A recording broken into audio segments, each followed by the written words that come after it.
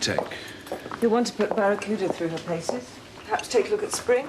So probably most of the morning. Is he all he's made out to be? He's arrogant, abrasive at times, but he knows his stuff.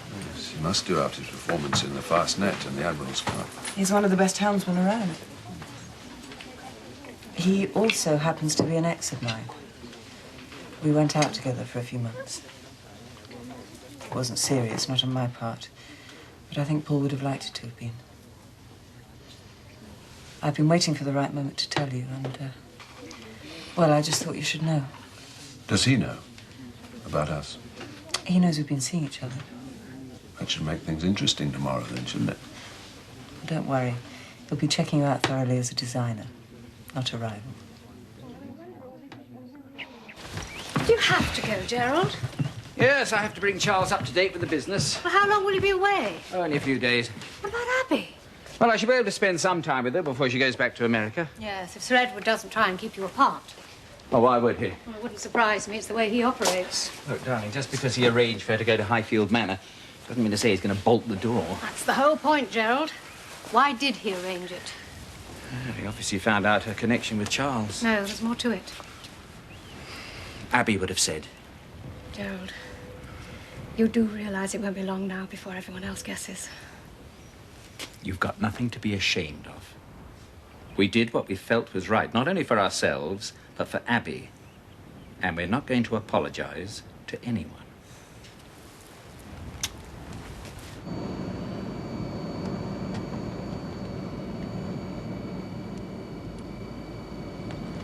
I'm very grateful for you being here, Joan. I'm sorry Charles reacted that way. So am I. It's hardly surprising. He was always rather vindictive as a child. A trait he inherited from his mother, I hasten to add.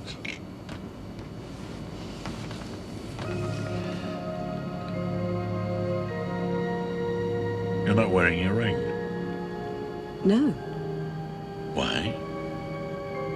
Well, I didn't think I should until I'd made a decision, and I haven't had time to think yet.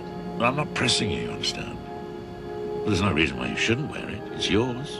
Whatever your decision. Only, don't keep me in suspense for too long, will you?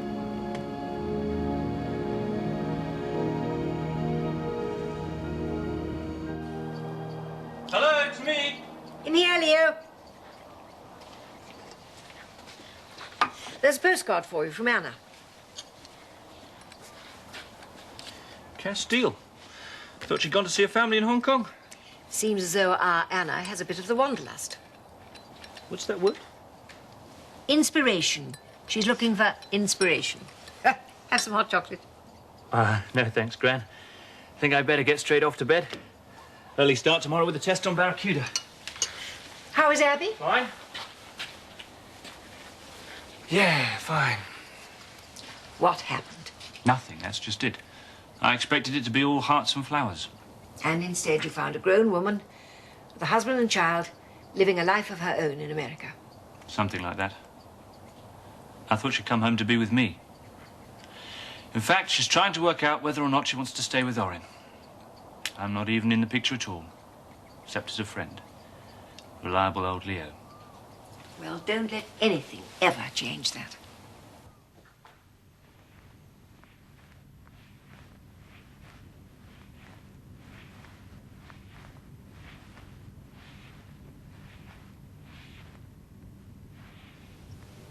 Mr. Rolfe, they said I might find you here.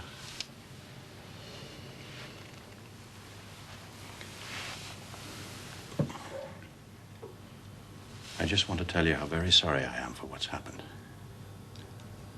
So am I. I'll make sure Avril gets the best medical attention there is. You've never really approved of our relationship, have you? Not since you hurt her in the way you did. No. I never intended to hurt her. She did a damn good job. Look, I do understand how you must be feeling. How can you possibly understand? I love your daughter, Mr. Rolfe, very deeply. All I want is her happiness. I held that girl in my arms when she was 1 hour old. Watched her grow into a woman. So don't tell me anything about loving my daughter, Mr. Frey.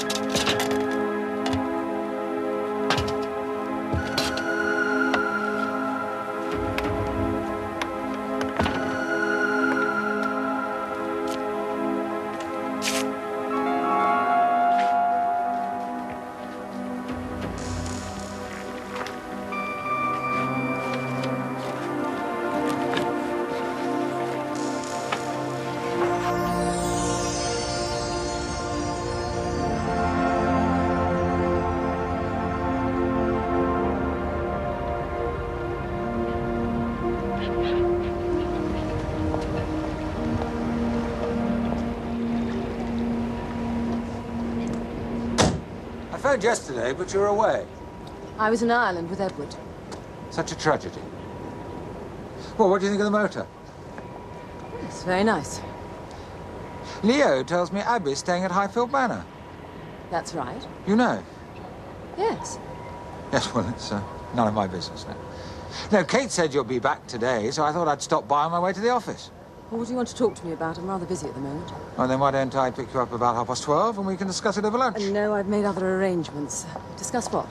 Another powerboat commission for the Mermaid Yard. My share in the boutique. Us. There's nothing to discuss about us, Ken. Not as long as you're wearing that. You haven't given Sir Edward your answer? No, not yet. Good. You don't want to rush into something you might one day come to regret. You know, Jan, I can't really see you as Lady Freya. Not unless you're just after the title, of course. Goodbye, Ken. Keep in touch. Let me know what you eventually decide. So how is she? Still on the critical list. But at least the condition stabilized overnight. Jack must be shattered. And you, Dad? Leo, you've got enough on your plate without worrying about me. Why, because of Parker? No, Abby. Quite close to her, aren't you? I'm not going to make the same mistake twice, if that's what you mean. Leo, people make the same mistake over and over. I know I did. Sir, that doesn't mean to say I will. Well, as long as you're aware of it. Now, what about Parker? He wants to meet again to discuss this wedding gift he deposited into Amanda's account. How much was it? £30,000. And he's accusing you of spending it. I didn't know anything about it. Parker's not the type to be cross, Leo. Be careful when you meet him until you find out exactly what he's got on his mind. Okay.